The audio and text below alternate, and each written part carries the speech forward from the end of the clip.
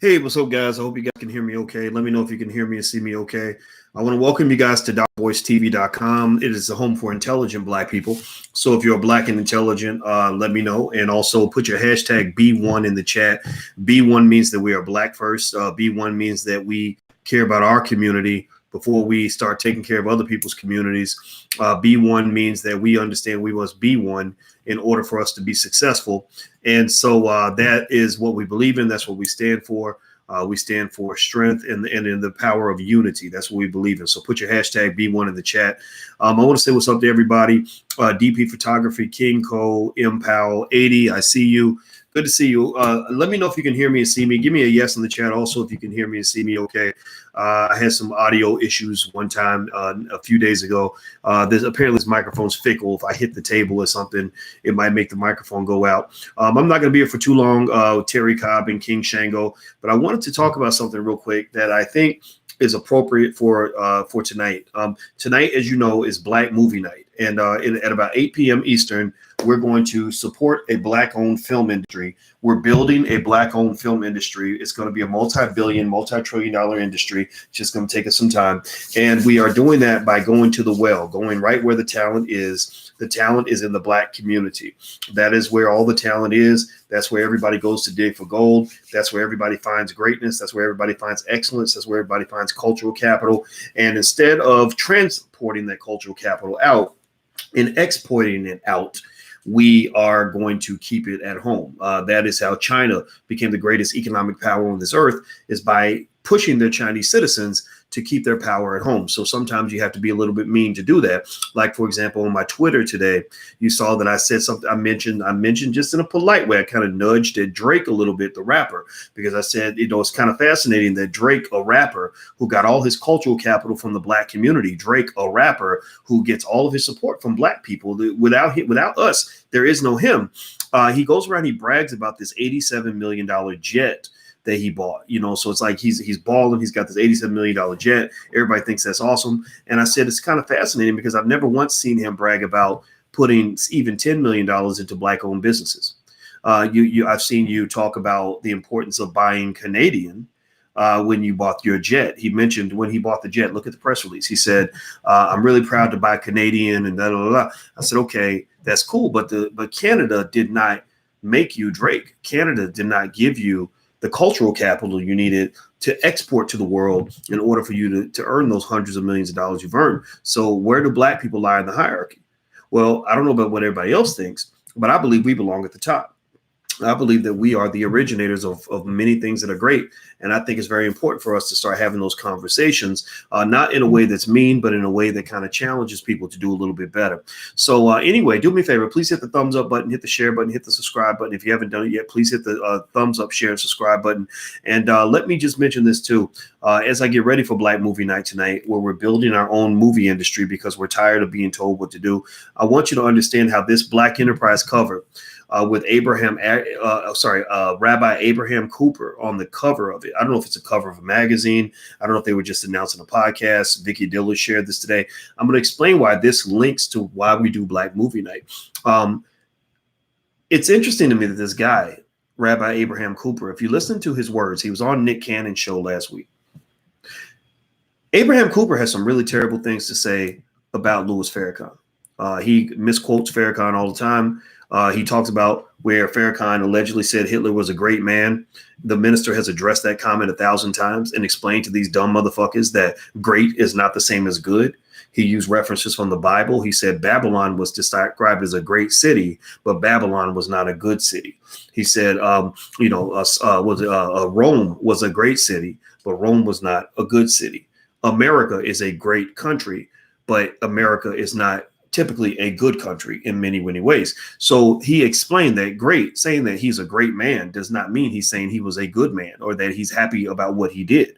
He was explaining something in a certain way that requires you to do something that they don't want to do, which is to look at the nuance of what he was saying, to give him a fair hearing. And this really, to me, it pisses me off as a Black man, because this is what they do to Black men. What they do to Black men is they don't give you a fair trial. They don't give you a fair trial in the court of law. They don't give the little black boy a fair trial in the classroom. They don't give you a fair trial at work when they try to fire you on your day off. They don't give fair trial in terms of saying, okay, we're condemning this man. We hate this man. Let's hear him out. Let's hear what he has to say. Let's debate him. Let's bring him on a show and ask him to explain what he's trying to say. Let's talk to him. Let's go meet with him. They don't do any of that. They dismiss him. And when people dismiss you and disrespect you, that means that they see you as less than them, which is a white supremacist form of behavior. That is racist. It's very white supremacist. I'm saying that you're not even important enough to me. You're important to black people, but you're not important to me. Black men love you. Black women love you, but we don't love you. Right? Which means it does not matter. The black community holds you in high regard. We hold you in the gutter. And so at the end of the day, I think that we as black people should kind of process that a little bit in terms of knowing what that means. So the fact that Black enterprise would go and exalt and celebrate a man who has continuously lied on and continuously thrown venom, spit, and disrespect in the direction of one of the most respected Black leaders of our era is very offensive to me. It makes me say, okay, Black enterprise, I need you to explain some things. If you're watching Black enterprise, you're invited to come on this podcast to explain yourself, because I think a lot of inquiring minds want to know. Give me a yes or no in the chat if you would like to understand why Black enterprise felt the need to put this man on, on their advertisements. Because I'm gonna ask you this, give me a yes or no on this question. Give me a yes or no on this question. Black enterprise is marketing this rabbi and putting him on the cover of their stuff. Do you think that this rabbi or any magazine in his community would go and find somebody from our community who has disrespected their leaders, who's disrespected their people, and put him on the cover of their stuff and lay him out as a healer and a divider and in a good light? Do you think that they would ever take anybody from the Black community who has spoken the truth on some of that behavior? For example, supporting an entire music industry that calls Black women out of their name on a regular basis, that encourages Black men to commit criminal behavior. They were in cahoots with Bill Clinton to get as many Black men as possible in prison so they can make money, who has promoted music that has destroyed Black families everywhere, that is encouraging Black genocide, that wants Black people to die, where rappers can rap on a record about how many Black people they killed this week, and that is okay. You cannot do that. I mean, seriously, think about this, Black people. I need y'all to process this. This is for smart people. This is for people that want to be smart. You ain't even got to be smart. You just got to want to be smart.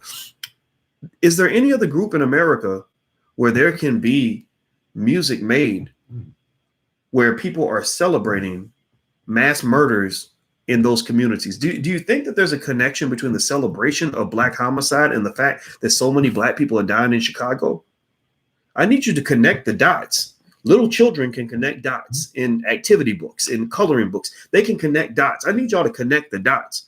It's not a coincidence that we've got music celebrating. People dance and sing to Black death and Black homicide and little children being murdered and their blood being splattered, their brain splattered on the sidewalk. People dance to that. And it's actually happening. Do you think that maybe if we took it seriously and said, you need to stop this, that this is hate speech, that it would have an impact on the behavior of our young people? Do you think that shifting the messages in hip hop might have some influence on what our young people think? Remember when Public Enemy was talking about fight the power, and KRS-One had songs like You Must Learn, and X-Clan was rapping about how beautiful it was to be Black and African? I remember when X-Clan, some of y'all may not be old enough to remember this. Go check out X-Clan, Heed the Words of the Brother. X-Clan rapped about Africa and how everything great came out of Africa and how beautiful it was to be African. And they wore all this African garb and these, they'd wear auks and everything else. Black people started doing that. I was in college, people started dressing like X-Clan. So don't tell me that this does not have an influence on our young people, because it does. So when you're financing the celebration and the mass promotion of Black genocide, and you think that's okay, but yet you want to call everything hate speech when somebody says that they're tired of your shit, there's something's wrong with you. And also, I will submit this. I love Black enterprise. I know Alfred Edmonds. I knew that brother years ago, and I like Black enterprise in general. But this is a no-no. This is inappropriate behavior. This is very problematic. And you should not be celebrating this man, Rabbi Abraham Cooper, who you're acknowledging him, but he don't even acknowledge some of the most respected people in your community. He thinks they're beneath him. Minister Farrakhan would sit down with any of those fools, treat them to dinner, treat them with respect, and they would never do that for him. So who's the savage and who's the good guy? Who's the bad guy? Who's the good guy? You say that, Farrakhan, he promotes violence against. Tell me, when's the last time the minister has ever called for violence against people from your community? Give me the receipts. You ain't got none. So all you do is you say, I said it, and it's right because I'm white. White is right, and that's all it is. That's all there is to it. They don't want to debate you because they have no facts. People that have no debates people that have no facts don't want to debate. They just say it's right because we said so. That's what your mama used to say when you were little, when she knew she couldn't win the argument. Y'all remember that? When you argue with your mama about why you can stop at McDonald's, and she say, well, because we ain't got time. And you'd be like, oh, actually, mama, they moved the appointment an hour back. Well, because I ain't got no McDonald's money. Well, mama, you got $45 in your purse, and you said you had money for this. So now we don't have to go to Kmart now, mama. We can go to McDonald's. And we I don't know where the McDonald's is at. Well, mama, I looked it up on the computer, and the McDonald's is located on it. Then she'll just say, well, because I said so. Because I said so. That's what your mama did when she would argue with you and try to debate with you. And some of y'all were smart enough to argue with your mama, and you would start winning the argument. And then she would say, because I said so. Well, this really shows a fundamental point I've made to you in many occasions. Many occasions. Racist white people believe that they are basically your parents. That's what you call paternalism. They believe that they are your parents. They believe that they are here and you are here, and that what they say goes, just like your parents, and that they have the right to tell you what to do, just like your parents. They have the right to incarcerate you when you misbehave, just like your parents. They have the right to have you begging like a little baby, like Nick Cannon was doing last week, because they are your parents, and they feel that the best thing they can do for you is civilize you and make you more like them. Right. That's what they used to do back in the days. They used to go civilize the savages. So they would go and they still do that to this day. They'll go grab a little black boy in the hood and say, well, we want to come and teach you how to be like us. So we're going to bring you to a white private school and make you like us. And then we're going to teach you how to go work for white people the rest of your life, how to go deep in debt with a big white university so they can give you a proper education because black people are too stupid to give it to you. And then we want you to go work for a white man. So we really want to prepare you for the future and make you successful by putting you in front of as many white people as possible, when really we're killing everything that makes you great. We're killing all of that because we want you to be like us. That, folks, is what they call white supremacy, and white supremacy is everywhere. And what makes it so insidious is not just that white people are white supremacists. What makes white supremacy so insidious is that many black people are white supremacists. It's not just white people who believe that they're better than black people. There are many black people who believe white people are better than them. So Black Enterprise, I'm going to challenge you on your white supremacy. Go ask that rabbi to put Farrakhan on the cover of his magazine or whatever the publication he's got. Go ask him to sit down and even have a conversation with Minister Farrakhan.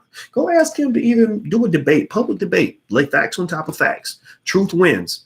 Ask him if he'll go in an arena where truth wins and sit down with Farrakhan. If someone will not go into an arena with you where truth wins, that means one basic thing. They are hiding from the truth. So Black Enterprise, I love you, but you need to be damn ashamed. It's damn disgraceful. Get that son of a bitch off of the cover of your magazine because he's not respectful to the community. He does not respect you the way you respect him. And I'm tired of y'all kissing up to these folks who don't even like you. That's why your community's losing, is because you admire people who hate your damn guts. It's pathetic, sad.